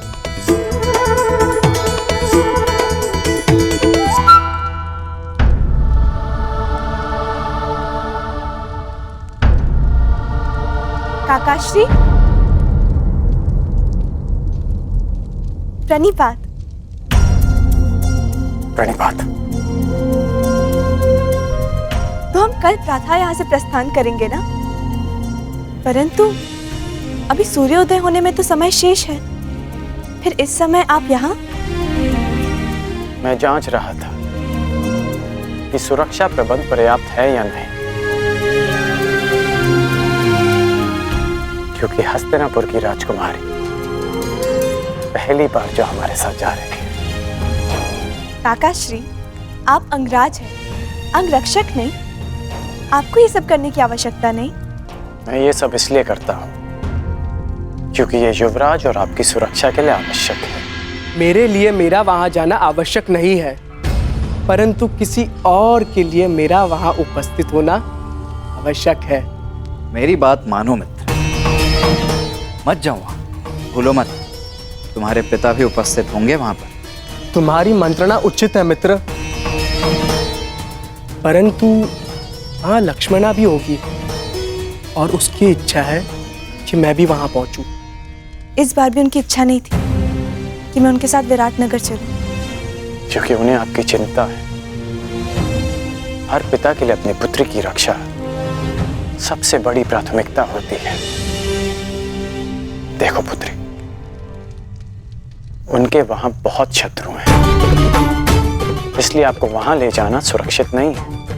परंतु हम विवाह में जा रहे हैं ना काकाश्री, युद्ध करने तो नहीं। शत्रु शत्रु होता है, कब युद्ध छेड़ दे कोई नहीं जानता, और एक पिता का सबसे बड़ा कर्तव्य अपनी संतान की सुरक्षा होती है। मुझे कोई अंतर नहीं पड़ता कि मेरे पिता मेरे विषय में क्या सोच रहे हैं। तुम्हारा आग्रह डालने के लिए क्षमा चाहता हूँ मित्र, परंतु मैं विराटनगर जाऊंगा लक्ष्मणा से मिलने के लिए, चाहे वहां कुछ भी हो। निश्चिंत होकर जाओ मित्र, यदि वहां कुछ होगा भी तो तुम्हारी रक्षा के लिए मैं वहां उपस्थित रहूंगा। चाहे जो हो राजकुमारी, स्मरण रखिएगा कि मैं आपकी रक्षा के लिए सदैव वहां उपस्थित रहूंगा।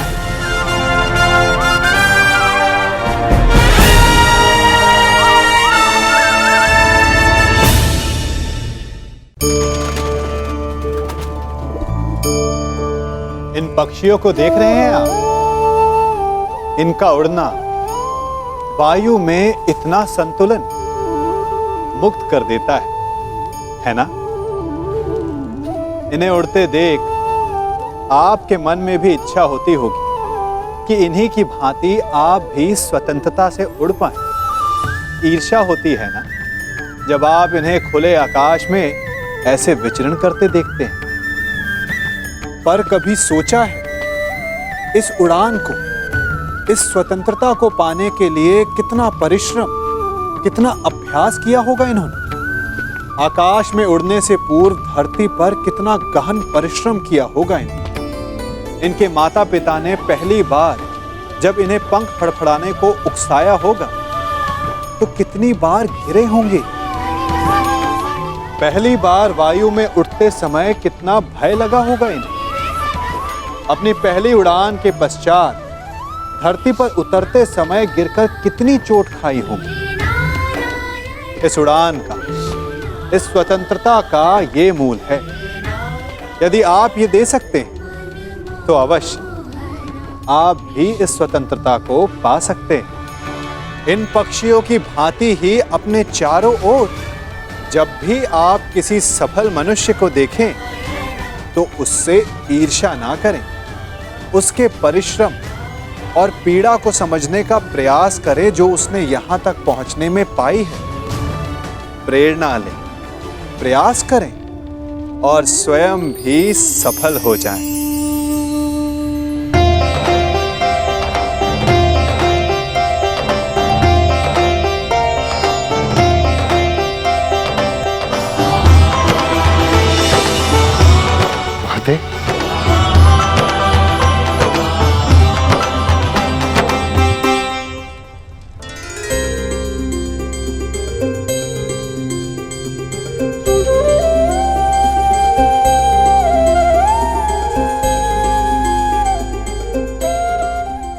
वर्षों से ये आंखें तुम सबको देखने के लिए तरस रही हैं। अच्छा नेतृत्व हो जाने दो।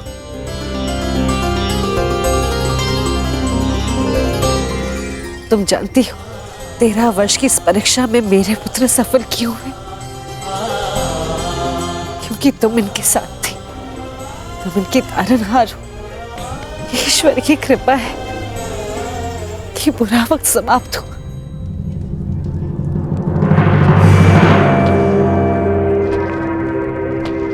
और किसी का बुरा समय प्रारंभ हुआ।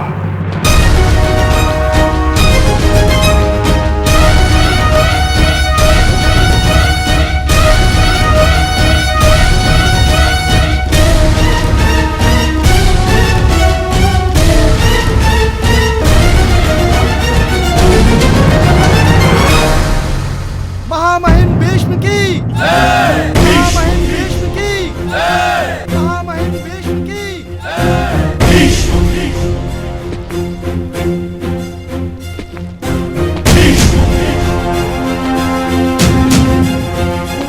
आप यहाँ पधारे, हम धन्य हुए पितामह। प्रणिपात। आयुष्मान भव।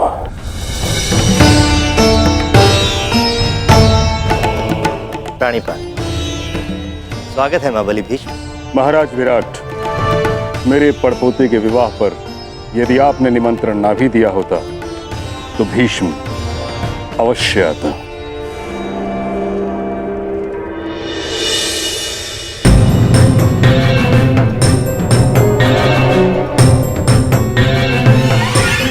आइए महाबली भीष्म।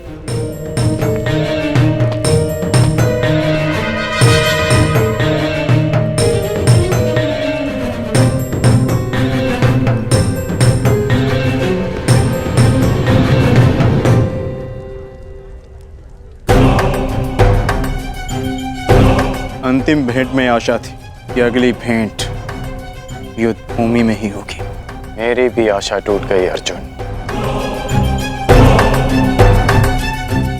वैसे पुत्र के विवाह की बधाई हो। स्वागत है। धन्यवाद।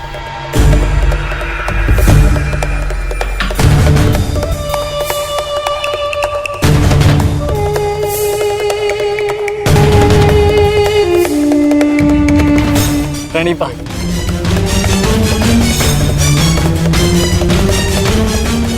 देख रहे हैं मामाश्री, किस बात ये पितामह इन पांडवों से घुल मिल रहे हैं। कोई जाए उन्हें बताए, समझाए उन्हें कि कुछ ही समय पश्चात यही पांडव युद्ध में हमारे विरुद्ध खड़े होंगे। शांत रहो दुर्योधन। मुख मुद्रा सुंदर नहीं बना सकते तो कम से कम सुंदर शब्दों का प्रयोग तो करो। और ये मत भूलो कि हम यहाँ केवल अभिमन्यु के विवाह के लिए नहीं आए। हमें हमारी बच्ची लक्ष्मणा के विवाह के विषय में भी बात चलानी है और एक कर्तव्यनिष्ठ पिता की भांति व्यवहार करना सीखो और ये बचपना छोड़ो।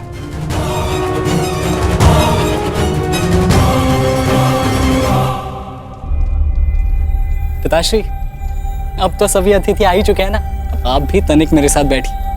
मुझे आपको कितना कुछ बताना। 13 वर्षों पश्चात आपसे मिलना हो और इतना समय भी नहीं मिला कि आपको बता सकूं कि मैंने क्या क्या सीखा। अवश्य।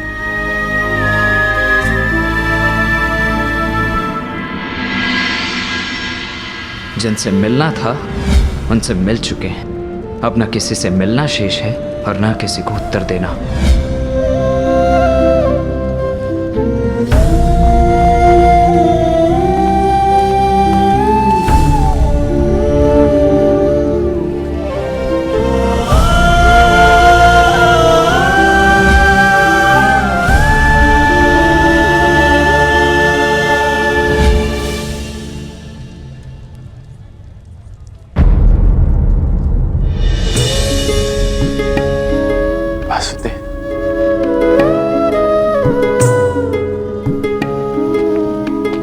प्रणिपात वासुदेव, क्षमा कीजिएगा, मैंने आपको देखा नहीं। कोई बात नहीं अंगराज। मनुष्य का मन जब व्यथित होता है तो कई बार वो अपने आसपास की वस्तुओं को देख नहीं पाता।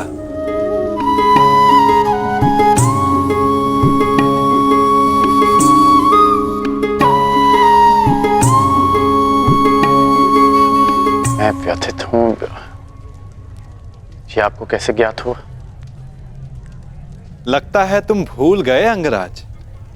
सारथी हूं, योद्धा का मन पढ़ लेता हूं। अभिमन्यु को देखकर तुम्हें वृषसेन का स्मरण हो आया ना?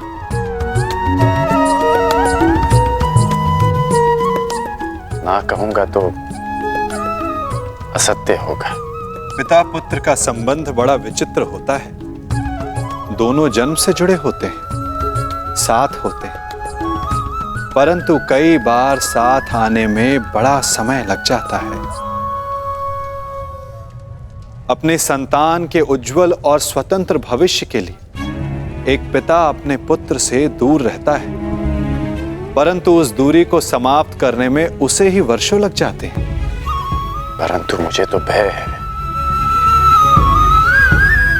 कि कहीं अधिक विलंब ना हो जाए। ये तो समय ही बताएगा अंगराज।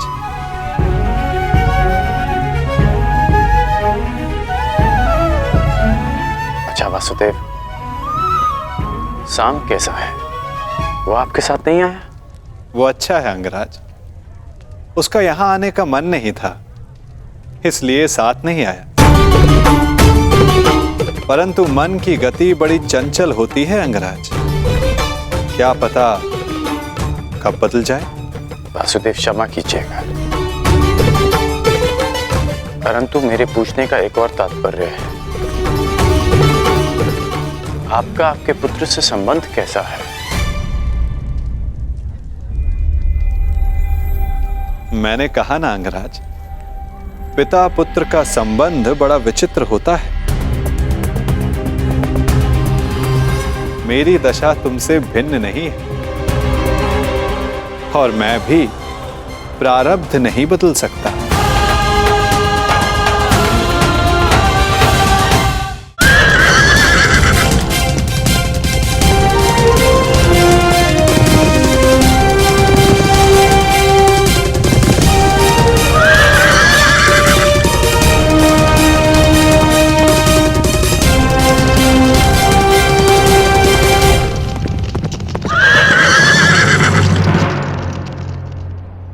रुक क्यों गए मित्र?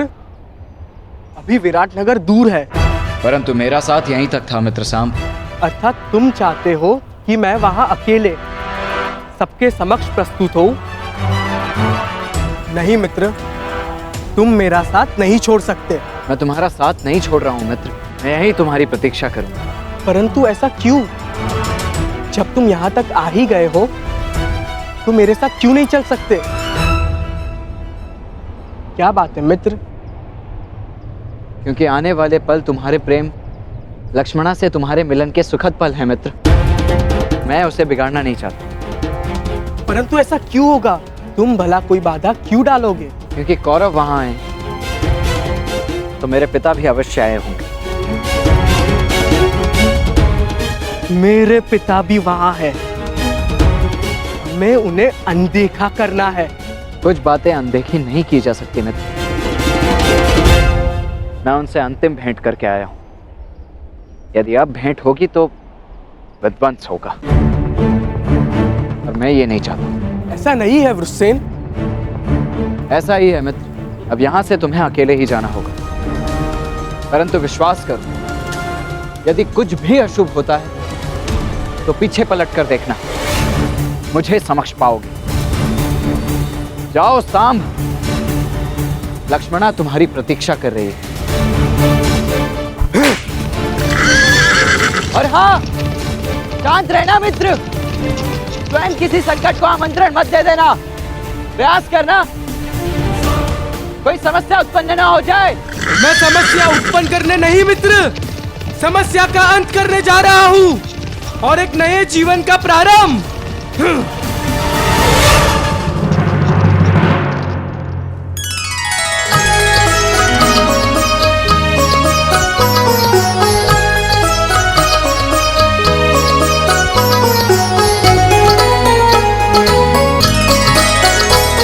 आपके लिए वो महत्व रखते रहे जिन्होंने आप पर उपकार किया या जिन्हें आपने वचन दिया, परंतु मेरे लिए सबसे अधिक महत्वपूर्ण मेरा परिवार है। आपने कभी सोचा है कि वर्षों के पश्चात जब आप अपने परिवार के पास लौटोगे तो सब आपकी व्याकुलता से प्रतीक्षा कर रहे हैं, परंतु मैं भिन्न हूं। आपकी भांति मैं अपने परिवार को उनके हाल पर नहीं छोड़ सकता।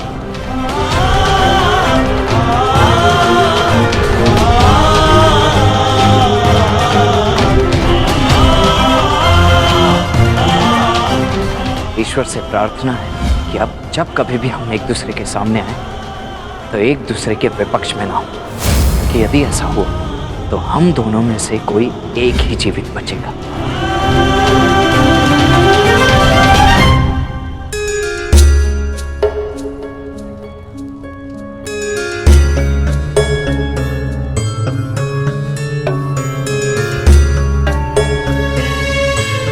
तुम्हारे मन की व्याकुलता मैं समझ सकता हूँ लक्ष्मणा, परंतु किसी की प्रतीक्षा में द्वार पर इतनी देर भी दृष्टि नहीं रखनी चाहिए कि सबकी दृष्टि तुम पर पड़ जाए। अवश्य कोई महान नीति का ज्ञान अपनी नातिन को दे रहे होंगे गांधार नरेश।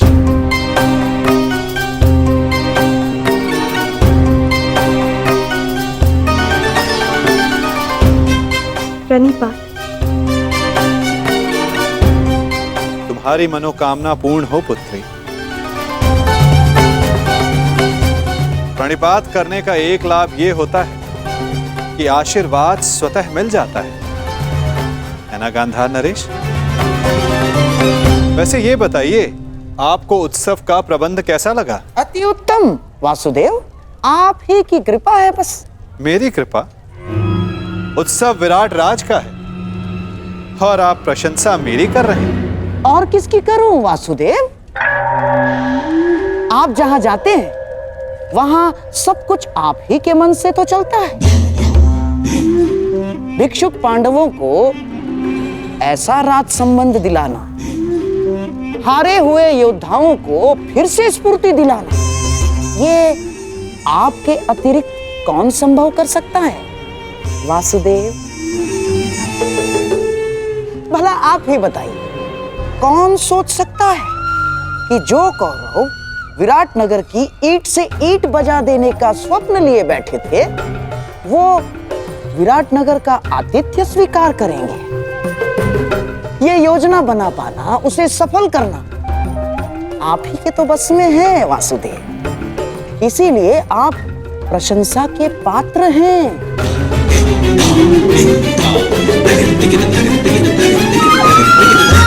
योजना के भवन तो आपने भी बनाए हैं गांधार राज, और उत्सवों का प्रबंध भी आपने बहुत किया है, उसमें सफलता भी मिली। योजना के भवन तो आपने भी बनाए हैं गांधार राज, वो बात और है कि उसके लिए आपको प्रशंसा नहीं मिली। परंतु एक बात के लिए मैं आपकी प्रशंसा अवश्य करूंगा कि हस्तिनापुर के इतने महान दिग्गजों को यहां लाना कोई सरल कार्य नहीं है। युवराज दुर्योधन, महामहिम भीष्म जैसे दृढ़ पुरुषों को यहां लाना बड़ा कठिन कार्य है, जिसे आपने बड़ी सरलता से पूर्ण कर दिया। हस्तिनापुर को आप विराटनगर ले ही आए गांधार नरेश, भले ही उसके पीछे आपका कोई व्यक्तिगत कारण अवश्य रहा हो। मेरा क्या कारण होगा वासुदेव? क्या कारण होगा मेरा ना? अरे हाँ, मैं यहाँ सबसे मिला, परंतु आपका पुत्र सांब कहीं दिखाई नहीं दे रहा है। क्या वो आमंत्रित नहीं है यहाँ? जिसे आना हो उसे आमंत्रण की क्या आवश्यकता? और यदि आपको सांब की कमी अनुभव हो रही है तो तनिक उधर देखिए गांधार राज।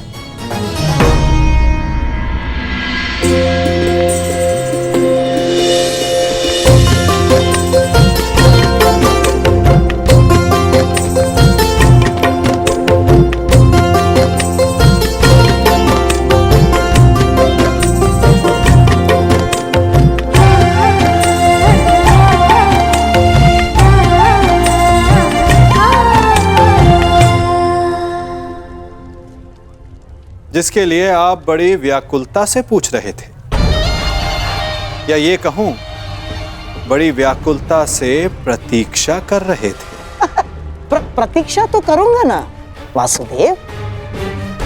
जब सारी अगली पीढ़ी यहाँ प्रस्तुत है तो आपके पुत्र सांब से भी मिलने का मन हो आया,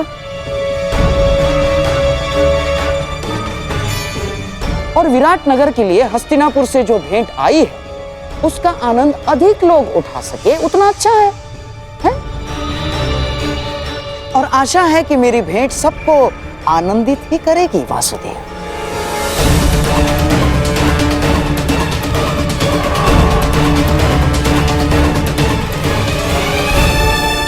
आज्ञा दीजिए वासुदेव, मैं उत्तरा से मिलके आती हूँ। जा।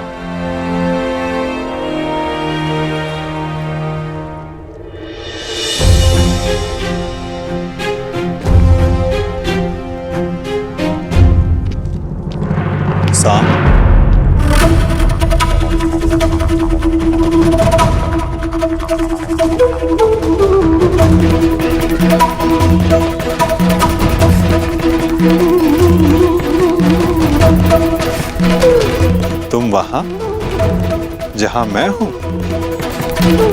आश्चर्य हुआ तुम्हें देखकर। आश्चर्य नहीं, सौभाग्य है आपका पूजनीय पिताश्री। ये मत समझिएगा कि आपको लेकर मेरे विचार परिवर्तित हो गए। बात केवल इतनी है कि आज मेरा मन आनंद में था, बस। उसे बांटने के लिए मैं अपने संबंधी के विवाह में चला आया। तुम उनमें से नहीं हो साम, जो केवल अपने मन के आनंद के लिए कुछ कर जाए। यदि तुम यहां आए हो तो अवश्य कोई छिपे हुए मंतव्य के साथ आए हो। पुत्र हो मेरे, इसे मेरी मंत्रणा समझो या चेतावनी, परंतु कुछ भी ऐसा मत करना जो अनिष्टकारी हो। वैसे पूरा भारतवर्ष एक महायुद्ध के ज्वालामुखी के मुख पर बैठा हुआ है। उस युद्ध को प्रारंभ करने का कलंक अपने सर पर मत ले लो।